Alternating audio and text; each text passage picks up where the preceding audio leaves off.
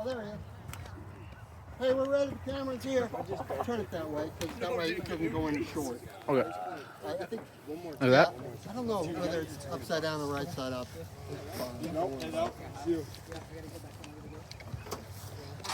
Hey, bring it in, guys. One of the things we like to do is to have someone share their story. Today we're going to have Chris share. You guys know Chris. He played professional soccer at in New Mexico back in the day, and he's just a great blessing to this ministry. He leads in so many ways. He came in early. He's got it, Cheryl. You can have an orange. Thanks. And it's great to have Cheryl here, taking pictures and doing all the things that she does, and appreciate that. But yeah, so Chris is going to share a story about one of his mentors today. Chris, who did you decide to share about today? Yeah, I've got just a couple, actually a couple.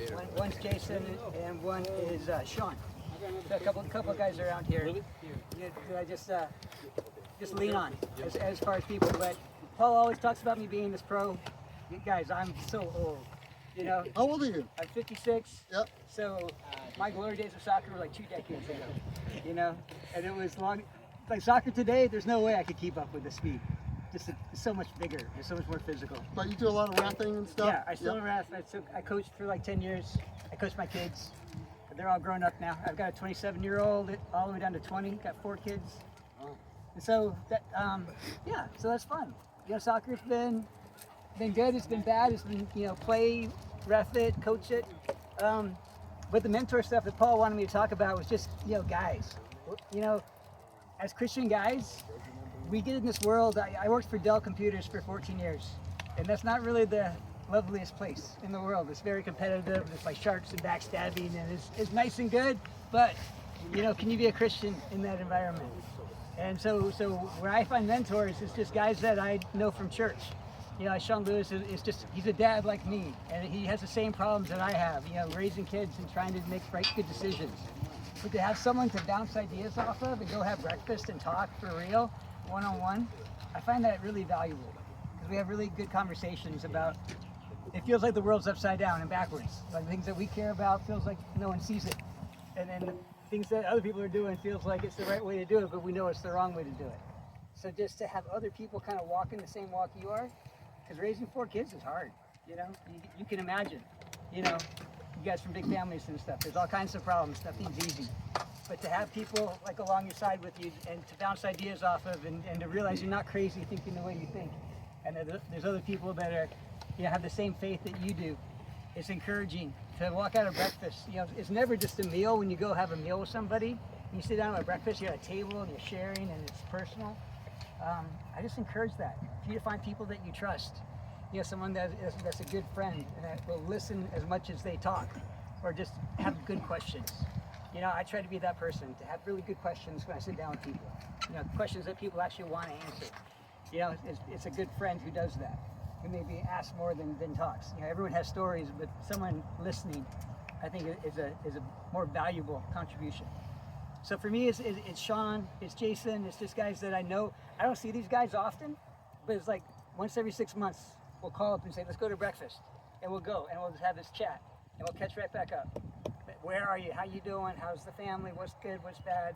You know, and it's just really encouraging. You know, we'll talk for like almost 2 hours until we just have to get to work or go on to something else. So I don't know. I don't know where you guys are, but I just encourage that. You know, you have friends that are friends, you know, parents and family and stuff, but just, you know, somebody to walk alongside you that you look at them and say, yeah, they're like me. You know, they think the things I think. You know, I'm not so crazy, the things that I'm thinking. So let me pause there, just ask any questions or thoughts. Any questions for Chris? Yeah, well, I think what Chris is talking about is a brotherhood, you know, because Jesus said, you know, when you pray, say, our Father who art in heaven, you know, our Father, that we all have the same Father. Because if we follow Jesus, then we have the same Father. And so that means we're a brotherhood. And that means we can lean on each other. See, I didn't grow up having any brothers. And, you know, Chris talked about, you know, there's a couple of guys in his life that just have a huge impact. But we need each other. You know, we don't need the phone. We did fine without phones. Did you know that? I remember that.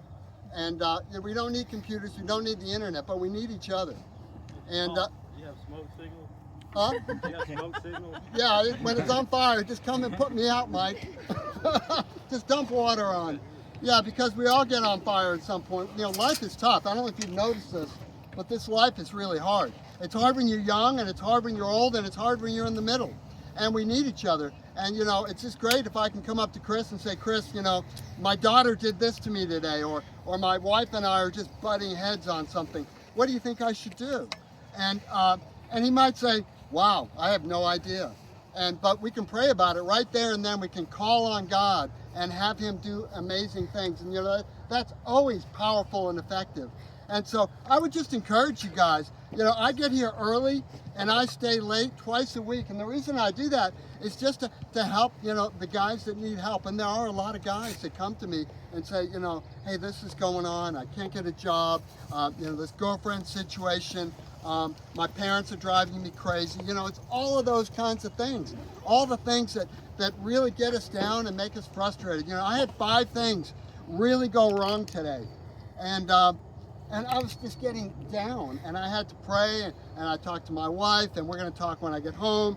I'm just working through things. You know, men are very emotional. Did you know that? They're very passionate and they're very emotional.